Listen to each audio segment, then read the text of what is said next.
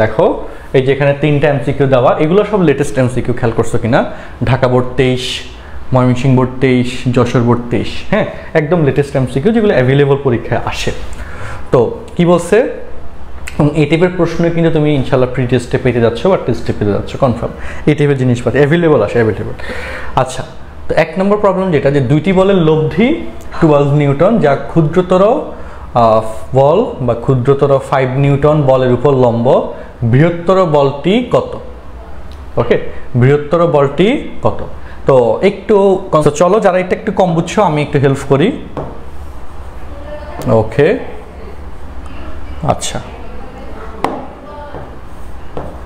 ওকে, এটা হচ্ছে লব্ধি, হ্যাঁ, দুটি বলের লব্ধি আর এর মান হচ্ছে 12 নিউটন, এটা না 5 নিউটন এই বলের উপর লম্ব, আর বৃহত্তর বলটাকে তুমি পি ধরলা আর অন্তর্গত কোণ আলফা ধরলাম, ভালো কথা।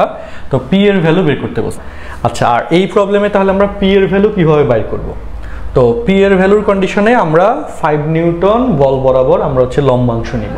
5 নিউটন বল বরাবর যদি আমরা লম্বাংশ নিই, তাহলে 5 cos 0 plus P cos alpha equal 12 cos 90। তো এখানে cos 90 ভ্যালু 0 হয়ে যায়, সেটা আমরা জানি। তাহলে কি থাকে এখানে 5 plus P cos alpha equal 0, ঠিক না? তাহলে এখানে তুমি বলতে পারো cos আলফা ইকুয়াল টু আমাদের লেখা যায় -5 ডিভাইডেড বাই পি।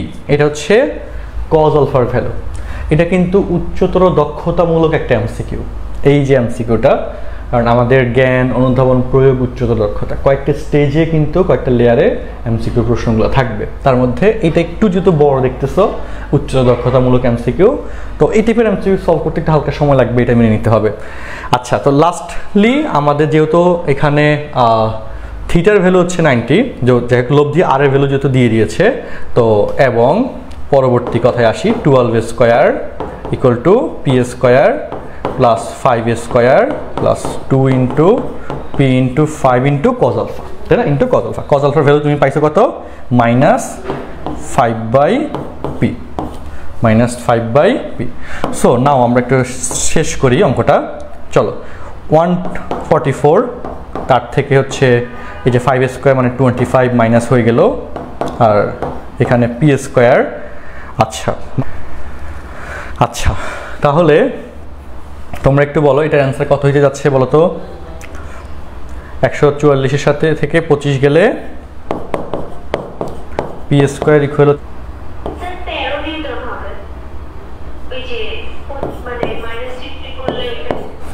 আচ্ছা, তো এখানে হচ্ছে 169 আসে।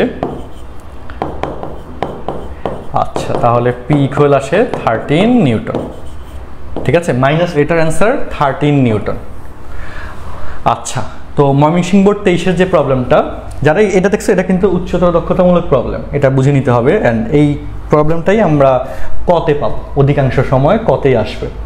আচ্ছা, ময়মনসিংহ বোর্ড 23-এ পি লেস দেন কিউ, দেখি বলো তো লোয়েস্ট ভ্যালু রেজাল্টেন্ট কি? মাইনাস পি হবে, কারণ আমরা জানি লব্ধির ক্ষেত্রে বড় বল থেকে ছোট বলটা মাইনাস হয়, তাই না? বড় বল থেকে ছোট বলটা মাইনাস হয়। আচ্ছা, ওকে, যশোর বোর্ড 23 এই টাইপের প্রশ্ন আসলে অনেকেই কনফিউজড হয়ে যায়। যাই হোক, একটা আমরা এই 7 নিউটন অ্যান্ড 11 নিউটনের ক্ষেত্রে পসিবল হচ্ছে কত? 18, বাট এখানে দিয়েছে 20। সো 20 তো হাইয়েস্টেরও বাইরে, তাহলে সেটা তো আর সম্ভব না কোনোভাবেই। এই জন্যে এই 20 নিউটন এখানে হতে পারবে না।